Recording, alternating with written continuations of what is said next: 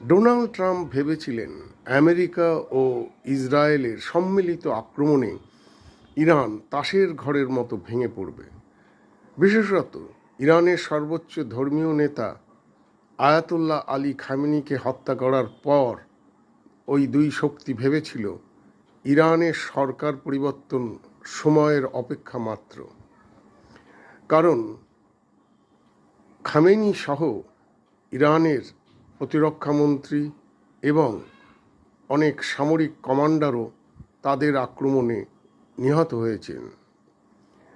স্বভাবতই আমেরিকার president Donald Trump এবং ইসরায়েলের প্রধানমন্ত্রী বেঞ্জামিন নেতানিয়াহু ভেবেছিলেন এবার ইরানে পরিবর্তন আনা সম্ভব হবে এবং ইরানকে পারমাণবিক অস্ত্র বানানো থেকে বিরত করা যাবে।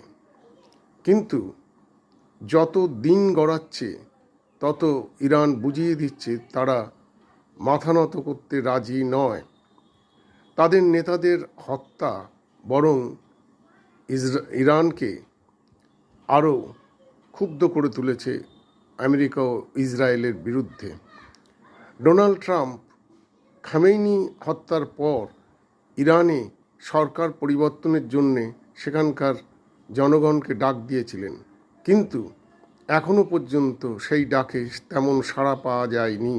বরং ইরানি বাহিনী ইসরায়েলে এবং মধ্যপ্রাচ্যে মিত্ররাষ্ট্রগুলোতে আমেরিকার দূতাবাস, সামরিক ঘাঁটি সহ অন্যান্য স্থাপনা লক্ষ্য করে আক্রমণ চালিয়ে যাচ্ছে।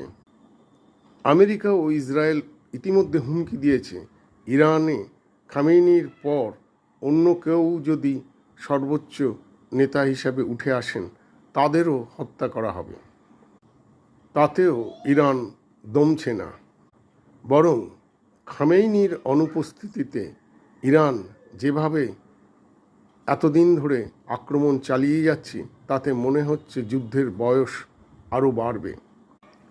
ডোনাল্ড ট্রাম্প এবং বেঞ্জামিন নেতানিয়াহু ভেবেছিলেন কয়েকদিনের মধ্যেই যুদ্ধর ইতি টানা যাবে, কিন্তু ইরান যেভাবে লড়ে যাচ্ছে তাতে মনে হচ্ছে যুদ্ধ আরও বেশ কিছুদিন চলবে।